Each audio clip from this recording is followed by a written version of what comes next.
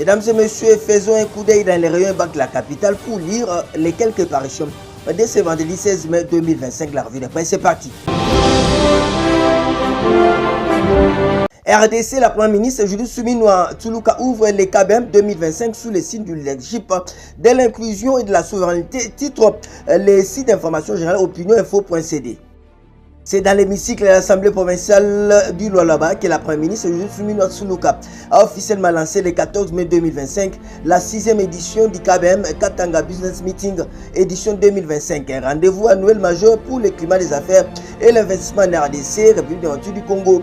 Placé sous le thème Bâtir notre futur, les KBM 2025 met un accent particulier sur la transformation locale, l'inclusion sociale, l'entrepreneuriat et l'innovation. La cérémonie d'ouverture s'est déroulée en présence de la gouverneure Fifi Massoukam, des membres de l'exécutif national et provincial, des diplomates et des représentants du patronat congolais FEC, des opérateurs miniers sous-traitants ainsi que de nombreuses personnalités du monde économique. Notre confrère poursuit Judith Suminwa quant à elle soulignait que le thème retenu est un appel à la responsabilité collective, mais aussi une preuve de confiance en notre capacité de transformer la RDC de l'intérieur. Elle a mis en avant une ambition forte, construire une économie résiliente, inclusive, verte, industrialisée, portée par la transformation locale de nos ressources et l'innovation. Autre sujet, 39 millions de construction d'une prison à Kisangani. Suminwa met la pression sur Mutamba. Les gros titres du tabloïd Eco-News. En jetant un coup d'œil chez notre confrère, nous pouvons lire: les gardes de l'État et ministre d'État en charge de la justice, Constant Mutamba, est au cœur d'une tempête politique après la révélation d'un contrat opaque de 39 millions de dollars pour la construction d'une prison à Kisangani. Mise en cause par la primature, menacée d'une levée d'immunité par l'Assemblée nationale et confrontée à des questions sur le versement d'un encote de 19 millions de dollars, le garde des Sceaux se retrouve dans une position délicate, nous dit Eco-News.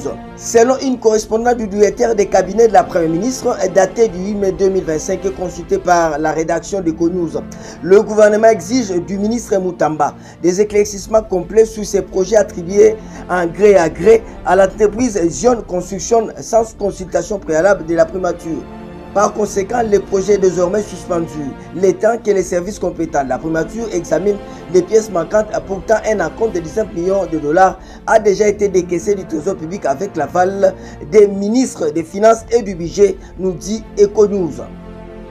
Dans un autre chapitre, lever immunité de Joseph Kabila, la commission spéciale mise en place à 72 heures pour soumettre les rapports, nous informe le site d'information générale pifoinfo.net. Une commission spéciale mise en place ce jeudi 15 mai au Sénat pour tabler sur la levée de l'immunité de l'ancien président Joseph Kabila Kabange. C'est après un débat à huis clos entre les élus des élus. Elle dispose d'un délai de 72 heures pour soumettre son rapport au sénateur. À l'issue des échanges, aucune décision n'a été prise. Les débats ont révélé des vives divergences au sein de la Chambre haute du Parlement congolais.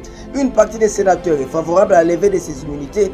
D'autres, s'appuyant sur l'article 224 du règlement intérieur du Sénat, estiment que cette procédure doit être soumise à un vote en congrès.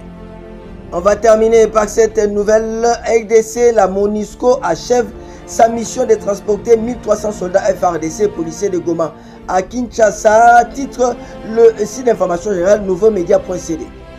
La mission des Nations Unies du Congo a annoncé jeudi avoir achevé l'évacuation de plus de 1300 membres non armés des forces armées de la RDC et de la police congolaise réfugiés dans ses bases à Goma depuis fin janvier.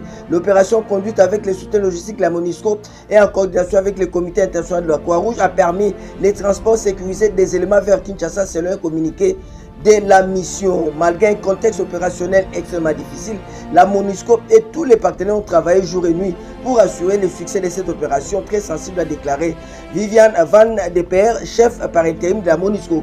C'en est donc fini pour cette revue de presse. On prend rendez-vous pour la semaine prochaine. Tous derrière nos FARDC, Bendele Gouyate, Congolais Téléma.